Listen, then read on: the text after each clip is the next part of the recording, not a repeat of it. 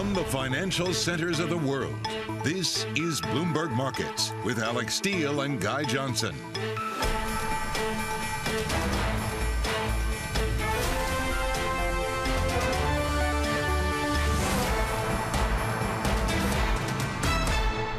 It is 30 minutes into the U.S. trading day on this Monday, January 3rd. Happy New Year, everybody. Here are the top market stories that we're following for you at this hour. It's another year, another equity rally record, kinda. Stocks cheer the start of 2022. Bond yields soar while Omicron cases skyrocket. How much will Omicron matter for assets this year?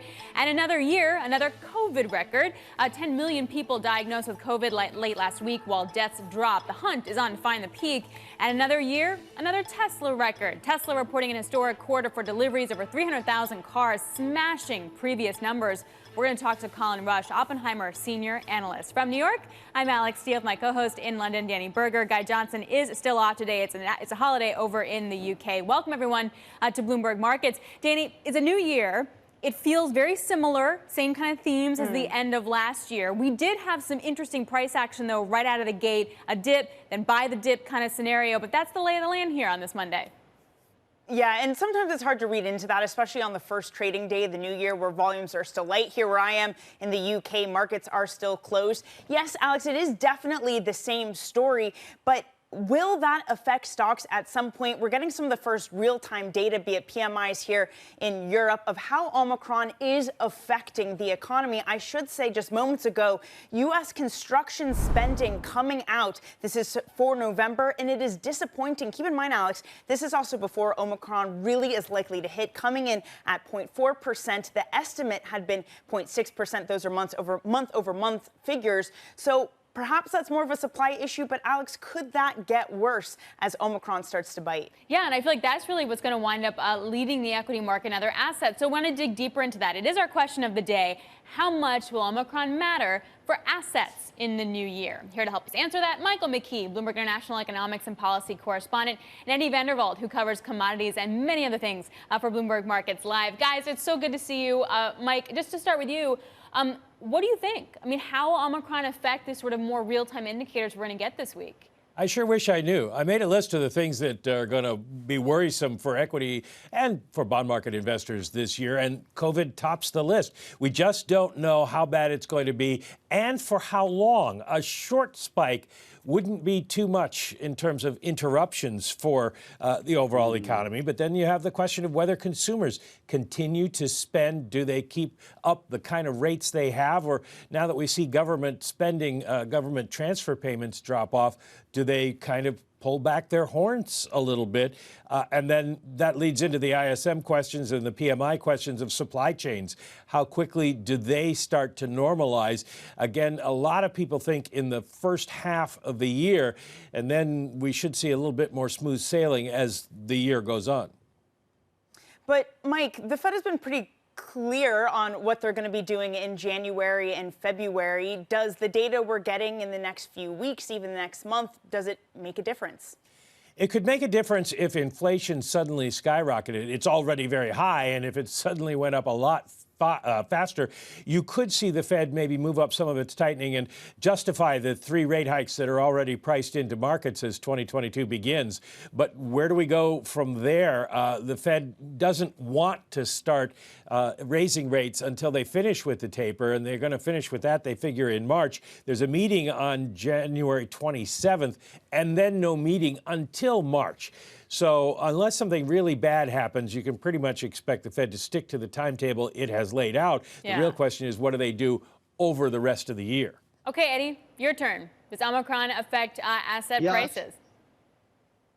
Yeah, absolutely. I'm with him. I think it's very hard to read too much, even into the real-time data. The only bit of real-time data I think that I'm really interested in, and the Markets Live readers tell us they're really interested in, is case counts, right? Because I think one thing that we've seen about this wave of the virus is that it has been extremely contagious. The question is whether that means we're looking for a sharp, short impact on markets. And in that case, you might very well see the Fed and the markets say, look, we are going to look through this data. We're going to look through the brief disruption that we saw over, the Christmas period, post-Christmas period, and so on, and and say, look, it's reasonable to be optimistic for the rest of the year, and that therefore that our plans are not affected too much. I think the data is every bit as noisy and almost as meaningless as it was at the beginning of March last year. Eddie, so if I can try to work through that line of thought, then, if the market is looking through Omicron, if it's looking through COVID at the moment, does that mean that the upside potential is less in 2022 if any of the COVID weakness currently isn't being priced in? Yeah, it's a good question. I mean, look, there's certainly, just broadly speaking, there's more to be optimistic this year than there was a year ago, right? I mean, number one, there is we've seen the reaction function from policymakers and from consumers to a certain extent when there's a new variant. So there's a few less things to guess. Also, the central bankers have come out extremely hawkish, right? They're talking about 3 rate hikes at the Fed. That gives them a lot of room for dovish surprises this year. And I think that probably supports equities throughout the year. I'm still bullish. I'm not as bullish as I wasn't quite bullish enough at the beginning of last year. I'm not as bullish as, I'm not expecting gains as big as we had last year. But I think there's reason to be bullish this market at this point. Hey, Mike, it really does feel like the consensus is, you're long stocks, you're short bonds, and you go for a higher dollar. And I'm just wondering, what do you think we get, either economically or from the Fed, that disrupts something that is broadly consensus? Well, it would be a question of if we keep up with the spending, which will involve the jobs gains that we see and what kind of incomes we see. Do we still see people starting to get more and more in terms of wages, or is that going to start to fade out? You can see inflation versus spending there, and inflation's finally caught up. The other thing would be obviously some sort of disruption to the overall economy, which could come from another variant.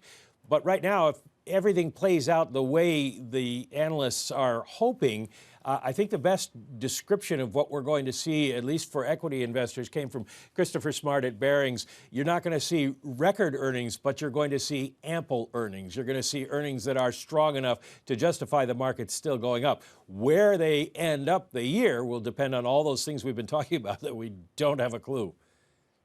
Yeah, it's been so difficult to predict not just where this economy is going and where this market is going. And Eddie, as we've been speaking, we've seen 2-year yields rise to the highest since March 2020, front end of the curve, seeing some pretty severe selling this morning. What do you make of it? Yeah, so the bond market will continue to be the tail that wags the dog here. I think the bond market will absolutely dictate moves in the rest of the markets. I think, we'll see even things like oil and so on be sensitive to that because it plays into the dollar. It's definitely going to feed into gold.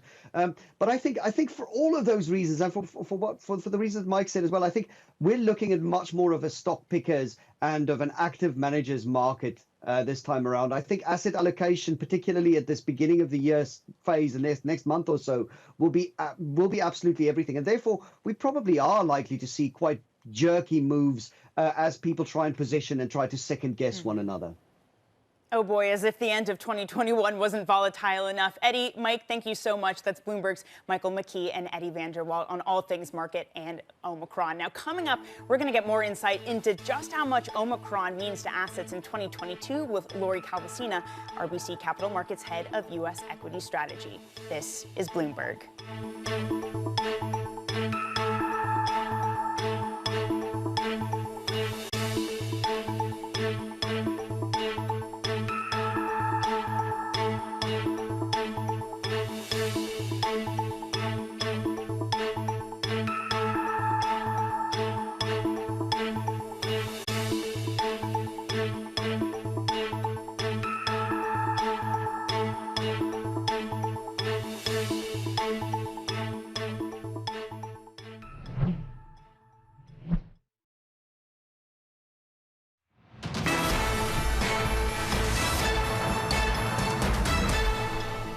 This is a market that's changed over the last sort of couple of decades. It's just full of, bigger, more profitable, more sustainably profitable companies. And I think you put those two things together, earnings numbers, which should probably be twice as high as they are right now, and valuations, which I think are going to come down a bit, but not much. And I think those are your ingredients. So I think the biggest risk remains not being in equities rather than being out of equities. That's Ben Laidler, eToro UK global market strategist on the case for equities in 2022. Joining us now for more on insight to the question of the day, how much does Omicron matter for assets, is Lori Calvasina, RBC Capital Markets head of U.S. strategy. She is an S&P price target of 50-50 for this year. Hey, Lori, before we get to the question of the day, just today's price action. I mean, really bizarre move right out of the open. You have, the NASDAQ dropping like a stone, and then we climb back up. We're pretty much at neutral. Volumes high, VIX spikes, yields pushing higher. What are you taking away from the price action? So, look, what I'm noticing is that some of the cyclical areas that didn't do so well in the last 5 trading days of the year, areas like small cap, energy, financials, are trying to get off to a good start today. We'll see if that ends up happening because, as you mentioned, sort of the leadership has been all over the place. But that's what I noticed. If you look at the last 5 trading days of the year, we actually had a bit of a defensive undercurrent. So value did better than growth, but it was areas like utilities that were really doing the heavy lifting on that side. So I think that we exited 2021 with an up market, but a bit of nervousness at the sector level. And what we're seeing today is some of those cyclical areas are trying to breathe a bit of a sigh of relief, but it's a halting one. Well, to your point, Lori, Mike Wilson over at Morgan Stanley has a similar message as well, talking about as we enter 2020, one of the key questions for investors is whether they wanted to stay with the relative winners or to start bottom fishing the losers.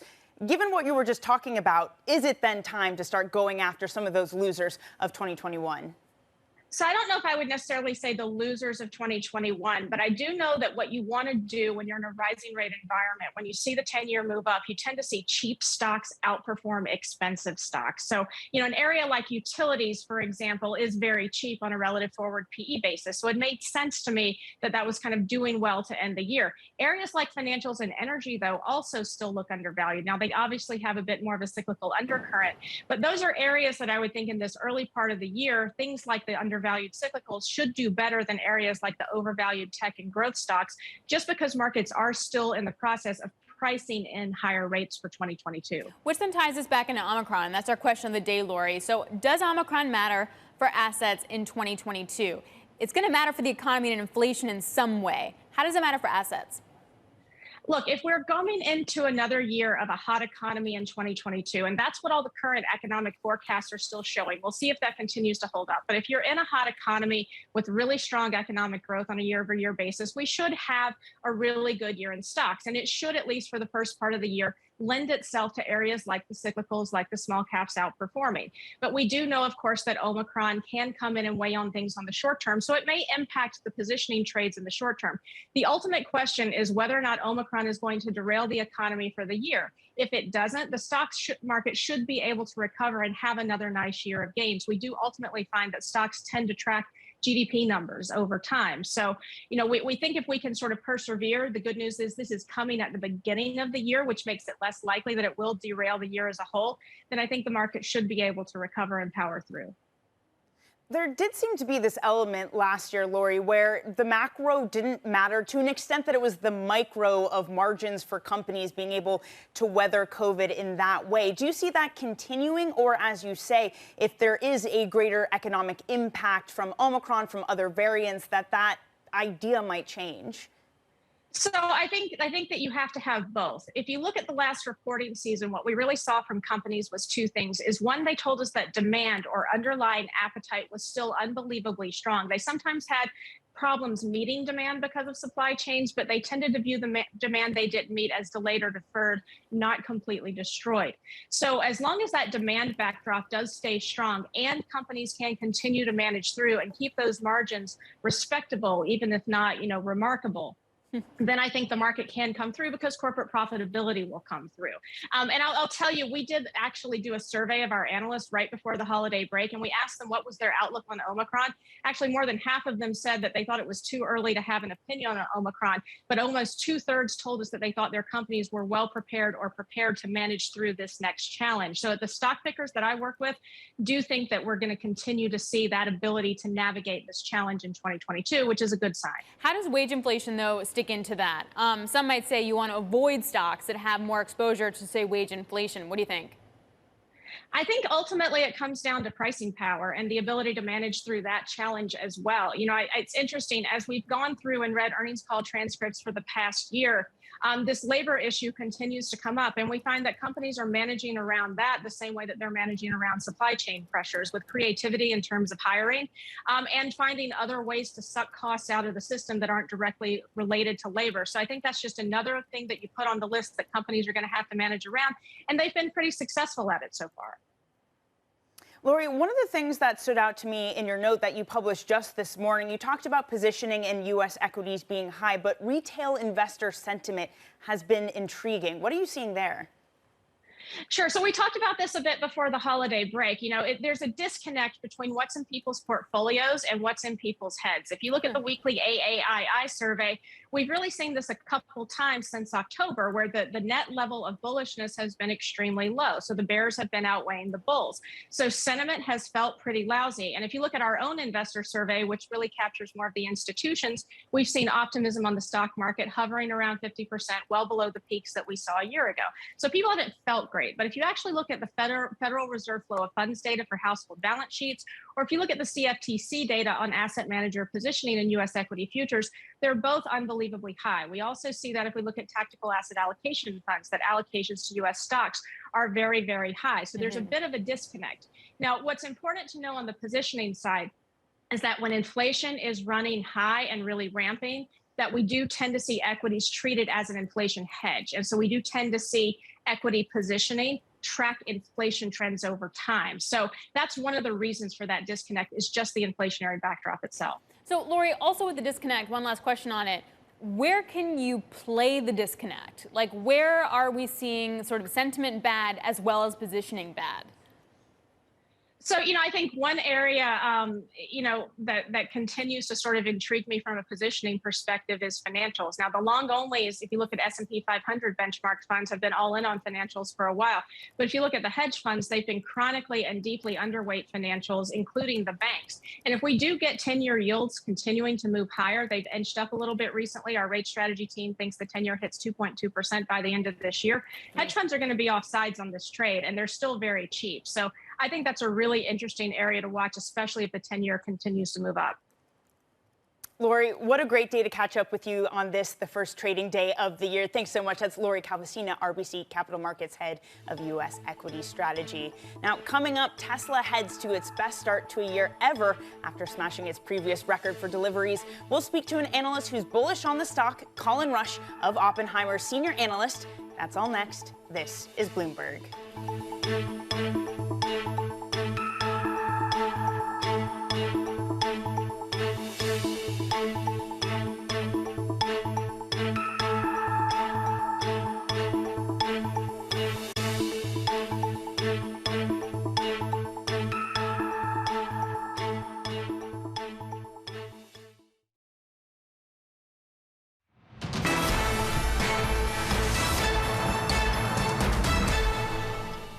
Welcome back. Now, Tesla is surging today in the cash equity trading session. That's after it smashed its quarterly delivery record. Joining us now to dig into that is Colin Rush, Oppenheimer senior analyst. He has an outperform rating on Tesla with a price target of 1,080. Colin, good morning to you. Thanks for joining us. So is this Tesla now finally overcoming any supply chain woes? Yeah, absolutely. We're starting to see that begin to ease up across the industry, and we'll see how it plays out here in the first part of the year with Omicron. But Tesla's done a nice job of navigating this and leveraging its software-defined architecture on the vehicle and really being able to deliver in excess of what street expectations had been. How, Colin? How did they do this delivery thing when other companies are really struggling to get all their parts? It's really, you have to dig into this at the software-defined architecture. As we change from, gasoline-driven fueled vehicles into the EV space, we're looking at a fundamental change in how these vehicles are, designed and how they operate. And so, when we do that, and the software element of this is far more important to the actual production of the vehicle, you can actually swap out parts. And that's something that they've talked about throughout 2021, and that they've been able to, re-engineer some of the software to use a different component in various areas. And really that's how they're keeping up with this. But at the same time, we're starting to see some of the production on key elements, start to catch up with, the demand side of things. And that's really, I think bodes well for 2022 across the industry. Well, how much of that is a Tesla story versus a rising tide that's going to lift all the EV boats? I think it's both. At this point, obviously, they beat numbers by 16%. That's a pretty extraordinary beat within a quarter. And as we look at what's going on, in our checks across the industry, we're starting to see just a little less stress around, individual elements. And so I think you're going to see the rising tide, lift all boats. But Tesla's really in a position to begin accelerating production, both in China and in Fremont, but also in their new factories in Berlin and Austin. And as we see them, start to light those factories up here in 2022, we could see a really substantial year again for the company. So the stock's trading at $11.49 and your price target's $10.80. Are you going to have to increase that? Absolutely, we have to reevaluate that at any moment. This morning we wanted to take a look at, where some of the geographic exposure was on these vehicles, and we think there's some significant strength in China.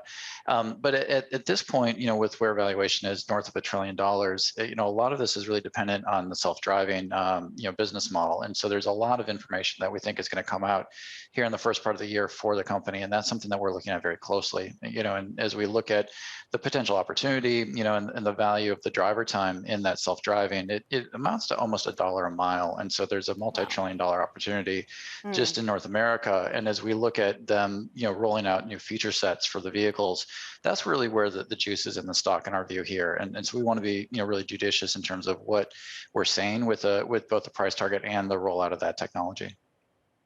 Colin, how much are you thinking at this point of the macro factor of higher rates, of a Fed that's going to increase rates as well, and the impact of that on highly valued stocks like Tesla?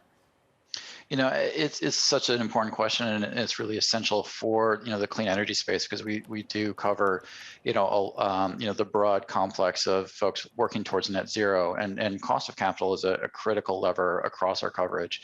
And so as we see rates increase, we're certainly looking at, folks looking at the inflationary pressures that your previous guest had been speaking about, and using equities as a hedge there. And so we really do think with the move towards net zero and, the leaders really kind of striding out in front of their peers here, that the kind of top 20 or 25% of our coverage with strong management teams, strong balance sheets, and strong technology platforms are really going to outperform this year. And Tesla certainly within that queue. But as we look at, the bottom end of the spectrum, it does make a lot of sense as rates go up that some of those folks are going to see some underperformance here. And, certainly, we'll be watching this very, very closely.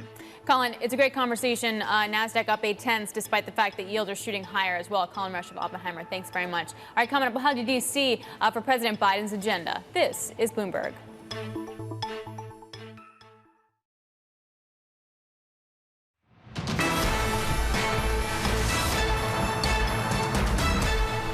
We're 1 hour into the trading day for 2022. Bloomberg's Abigail Doolittle is here with the movers. I mean, I feel like I've seen the playbook. Higher stocks, higher yields, higher dollar. You stole my thunder, Alex. I was just about to talk about that risk-on mood that we had in 2021. Well, here we have it in 2022. Interestingly, not so long ago, the S&P 500 briefly flipped negative, but at this point up 0.4%. The SOX, that chip index, really on fire, up 1.9%. But to Alex's point, really confirming this risk-on tone, gold down 1.4%, similar to last year, down 5%, its worst year since 2015. So we have growth here, risk on stocks higher. We have Haven Gold lower. We also have bonds sharply lower, that 10-year yield backing up by 9 basis points, close to 1.60. So let's take a look at this on the sector action, because there is a little bit of influence. Now, the top sector is energy, and this is interesting, up 1.5%. Interesting only because oil's not up all that much, but last year's top sector up 50%, carrying through. Then consumer discretionary, that has everything to do with Tesla.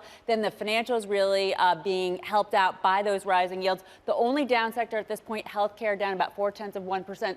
off of its low. So let's look at some of the movers beneath the surface influencing this. I was mentioning Tesla up 9%, its best day since October 25th. This, of course, after they put up blowout record fourth quarter deliveries. That's the best quarterly delivery number ever. Nearly 309,000 vehicles delivered in the fourth quarter of last year, and more than 900,000 vehicles delivered in 2021. So Tesla is starting the year off right. Wells Fargo up 5%, really being helped out by those rising yields because so much of their business has to do with loans.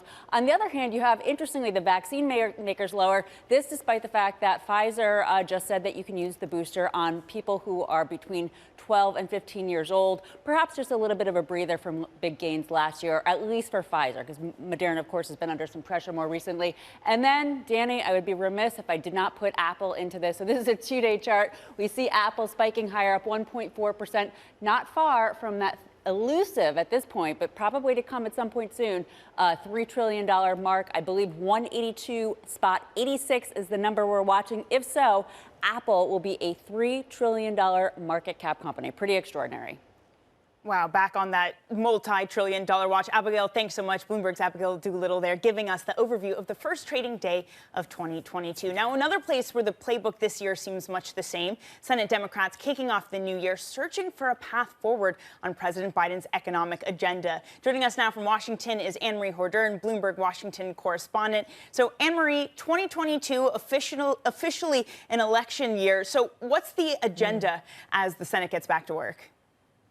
Well, it's a slow back to work because it's a snow day here in Washington, D.C., Danny. So the federal government is shut down. But the Senate will be back this week and the House a little bit later and the following week. And this is all going to be about the Democratic Party trying to pull together and salvage the Build Back Better agenda, when prior to the holiday season, we did see Joe Manchin, senator from West Virginia, walk away. He had negotiated a $1.8 trillion framework with the president, though. So potentially this is where we can see Democrats coalesce around. For Senator Joe Manchin, it would be about fewer priorities, but making sure you fund them for those full 10 years. And also, he wants to redo the Trump-era 2017 tax cuts. Now, that is something the White House and other Democrats definitely want to get on board. But this would put him at a crossroads with another important senator they do need as well, that's Senator Kyrsten Sinema of Arizona. So you can see here the same infighting and stories we had last year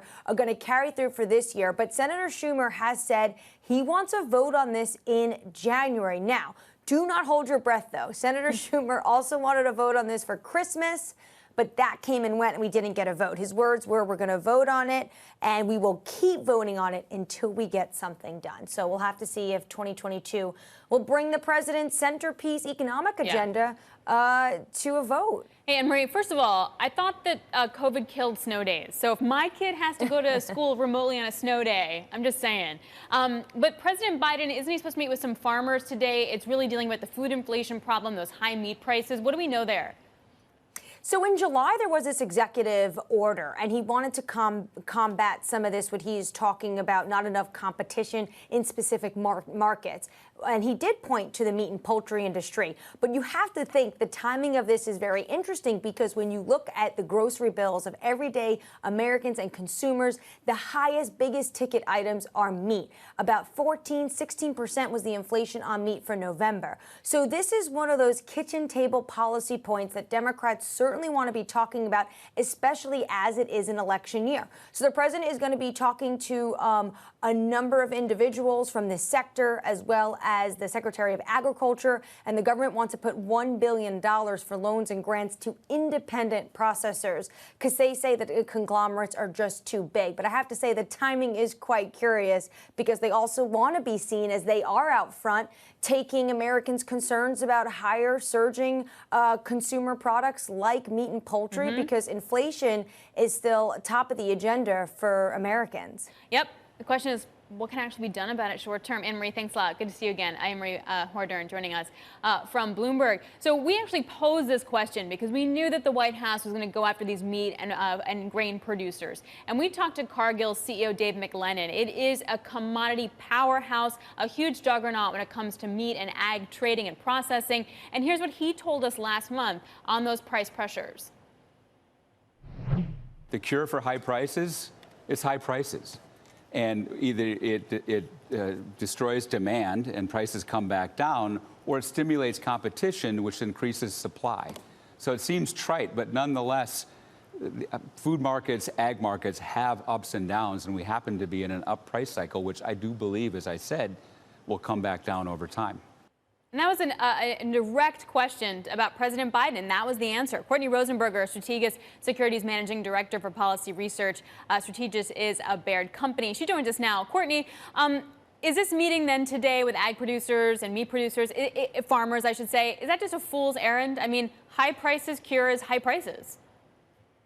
Well, I think it's important signaling from the Biden administration, both as Anne-Marie was saying, to voters that they're doing something on inflation, as well as they're trying to showcase to members, particularly Senator Manchin, that they're taking inflation seriously and trying to get inflation under control. Because at the same time that they're going to be trying to pass these major legislative accomplishments still, inflation is going to be a concern for them. So I think it's politically very important that they're doing this. Is this enough, though, to bring someone like Senator Joe Manchin on side, who again continues to voice his concerns about inflation, Courtney? No. This alone is not enough, but it's about signaling. And they're trying to continuously showcase to Senator Manchin that they're working, that they're moving in his direction. Senator Manchin last month put failure on the table, and I think the White House is taking that very seriously and trying to take concrete steps towards getting Senator Manchin to a yes and towards getting an agreement for him on Build Back Better. And that's where I feel like COVID and inflation sort of meld in D.C. because if we have restrictions or even people having to stay at home for 5 days, even if it's 10 or 5 days, that's going to hurt workers, that hurts the supply chain, and that's going to lead to higher prices, which kind of has this virtual circle then. Is there anything the White House can actually do to fix it in the short term to then get BBB passed? Well, I think the move to change quarantine requirements from 10 days to 5 days, that was important in terms of getting workers back to work. But in terms of, a short-term fix to Build Back Better, we don't necessarily see one. There's a lot of issues. Senator Manchin's not the only problem here. There are problems with Build Back Better, aside from Senator Manchin, like SALT, like immigration, like the parliamentarian, that had nothing to do with him, that were going to lead to a long time to get to an agreement. So potentially we could have an agreement in practice by the end of January on Build Back Better, but we're probably looking towards the end of 1Q to actually see something get passed. Well, of course, the background for all of these timing type concerns is that it's an election year. How much time do they really have to get something done before the campaign season gets into full swing? Yeah, so I think that there's this misconception that just because it's an election year means that nothing gets done. We had the Affordable Care Act, which failed several times before it eventually ended up getting passed. That passed in 2010 in a midterm election year. So it's certainly possible that they can get this done. They have, with this reconciliation instruction, until the end of September of 2022 to get this passed. So they have plenty of time. It will become more and more difficult the longer it takes, not just because it's a midterm election year and because people want to go back to their districts to votes, but also because you have this legislative piñata kind of hanging out there. And the longer that this takes to pass, the more you could see lobbying efforts, the more you could see members, come out against things. So we think that, probably getting this done by the end of the first quarter would be their best chance of getting it passed. But they do have some time here, and it's not out of the realm of possibilities for them to pass it later this year. Something that we often hear when it comes to stock market or the economy is that consumers have a lot of money in their pockets from all the stimulus from COVID and from the government. So I'm wondering, though, the child tax credit has ended. That was a huge support for a lot of people. What's your expectation for what actually happens to the economy / can the White House revive that immediately in some capacity? There could be a little bit more time until we see an impact from the child tax credit because remember, the American Rescue Plan, the monthly payments for the child tax credit did not begin until July of last year. So there's going to be 6 months of rebates that come out with tax season this year. So they're potentially buying themselves a couple of months before we feel an impact. But it certainly is an issue. And it's when you're talking about Senator Manchin talking about potentially passing a piece of legislation for Build Back Better that doesn't include the child tax credit because it's so expensive, that's going to be a point of contention. There could be an opportunity for them to do something on a bipartisan basis and do a smaller 1-year extension with more income limitations and try to get 10 Republican votes. That's certainly a possibility, but it's going to be an area of focus for the White House because certainly ahead of a midterm election year, people are going to start missing those monthly payments that they have been getting for the last 6 months. So if we do have these potential areas of agreement that could indeed pass, Courtney, you write about how investors have faded the Build Back Better passage. Does that mean that there are indeed areas of opportunity, again, if we do see some sections of this bill actually pass? Yeah, it's been interesting. So we have a Build Back Better portfolio, and it peaked right around the November inflation print. So it seemed like investors saw that November inflation print, saw the reaction from Senator Manchin and some of the other members, and thought that the Build Back Better was not going to pass. But right around December 20th, so right around when Senator Manchin came out against the package, we started to see it turn up a little bit, started to see some outperformance. We do see some opportunity. If you look at climate-related stocks, those have really struggled over the last couple of months. And at the bottom of Build Back Better, this is a major climate bill, and climate provisions could potentially get bipartisan support if they were done in a different fashion in a standalone bill. So we see some opportunity in climate, see some opportunity in some of the healthcare provisions, which have a lot of bipartisan support. Housing is another area that has support within the Democrats, as well as Senator Manchin. We could see something come into a package with that as well. Right, of course, climate already a big macro theme as it is. Courtney, so great catching up with you today. It's Courtney Rosenberger, Strategic Securities Managing Director for Policy Research. Thanks so much. Now, coming up, Pfizer's booster is cleared for kids 12 to 15 years old. We're going to have more on dealing with the virus with Dr. Catherine Paling of the Wake Forest School of Medicine next. This is Bloomberg.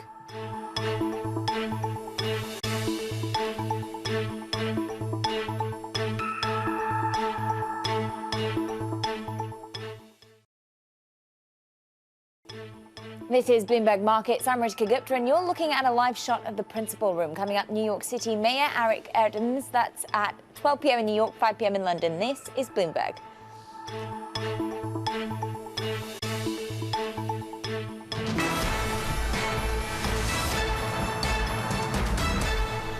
Let's check in on the Bloomberg First Word News. I'm Rishka Gupta. A record 10 million people were diagnosed with COVID-19 in the 7 days through Sunday, almost twice the pandemic's previous weekly high. As Omicron continues its spread, weekly deaths dropped. Russia reported the lowest number of cases since June, whilst Germany is weighing new measures in the face of rising infections.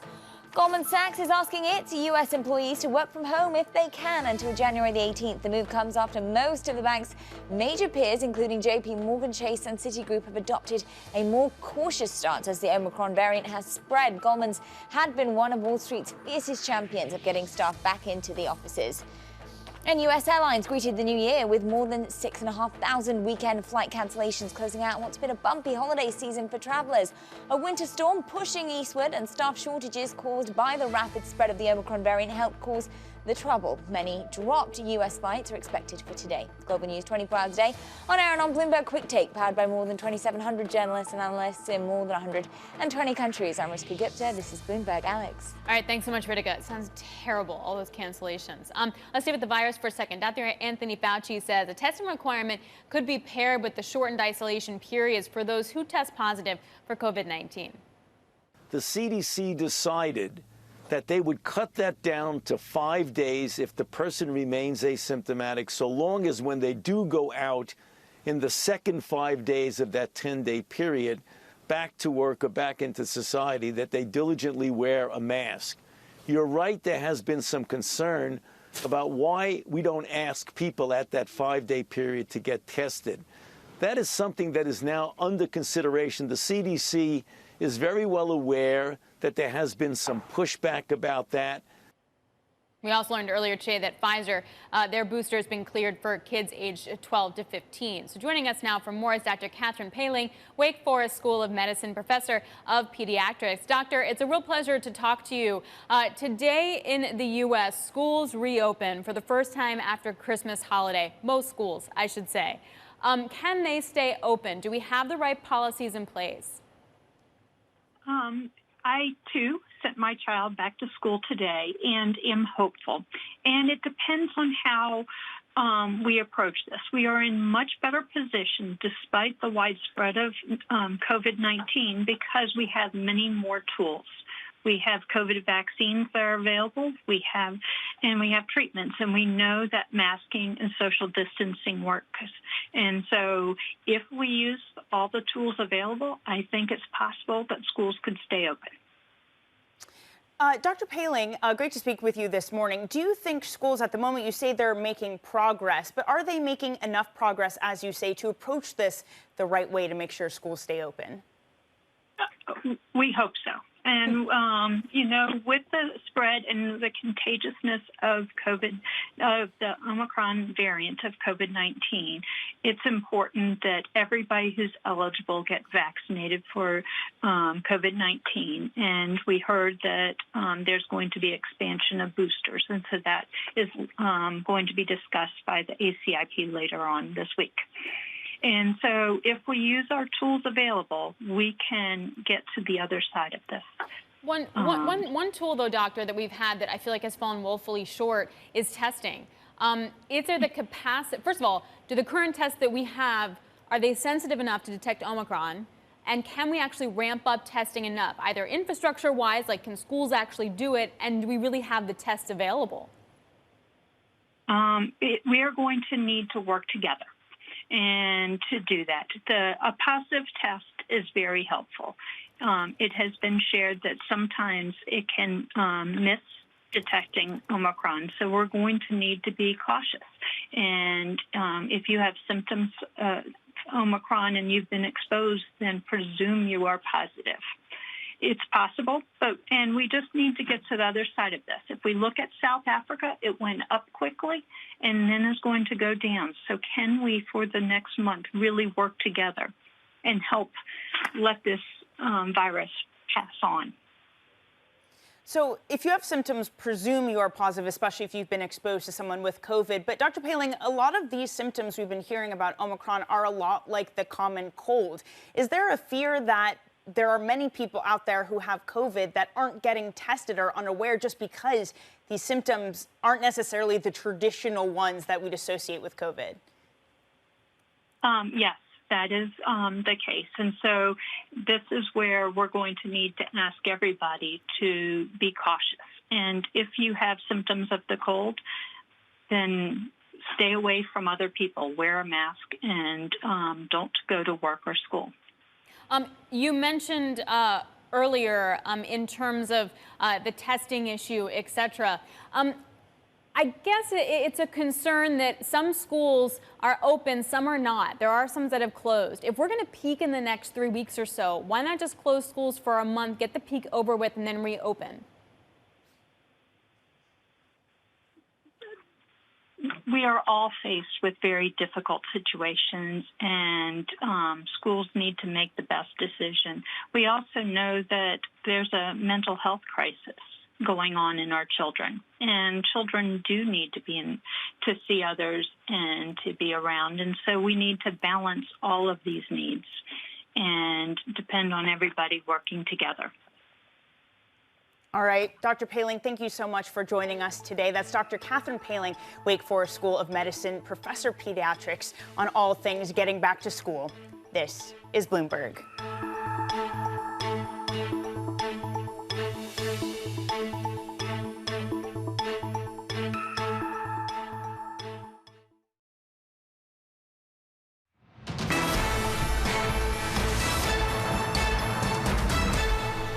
It's time for the Bloomberg Business Flash to look at some of the biggest business stories in the news right now. I'm Ritika Gupta. AT&T and Verizon have rejected a U.S. request to delay this week's launch of a new variation of 5G mobile service that airlines say might interfere with aircraft electronics.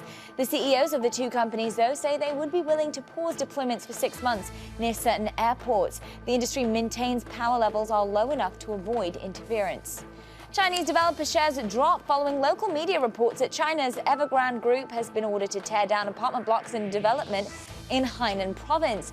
A local government in Hainan reportedly told Evergrande to demolish 39 buildings in 10 days because the building permit was illegally obtained. And Turkey's inflation rose to 36.1% in December. That's the highest going back to 2002 and double the central bank's forecast. Price gains ended 2021 almost twice as high as the central bank's forecast of 18.4% made in October. A weaker currency, higher minimum wages and a hike in utility prices in their country will likely keep inflationary pressures high in the coming months. And that is your latest Business Flash. Danny?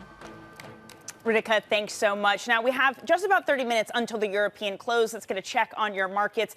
Now, of course, UK markets are closed today, but that hasn't stopped the European stocks index from trading just around all-time highs. We've dipped under that level, so we're at the highest since November of this previous year, up about 0.4%. Autos leading the gains. A lot of that likely has to do with Tesla's stellar deliveries. So a lot of the EV-exposed stocks also moving higher, like Volvo, one of the biggest gainers. Now, we are looking at a broadly stronger dollar today. That means the euro is also weaker, down by about 0.7% as the ECB stays committed to this idea that they can stay where they are for 2022. Finally, the lira, it's up against the dollar. At one point, Alex, was as weak as 5% after those big inflation numbers coming out from Turkey. Yeah, I don't even know if like big covers that. I don't know what you do about that. We'll try and break that down in the next hour. Coming up on the European close, Stephen Richter, University of St. Andrews professor of social psychology, will be joining us on the virus and potential restrictions in the region. This is Bloomberg.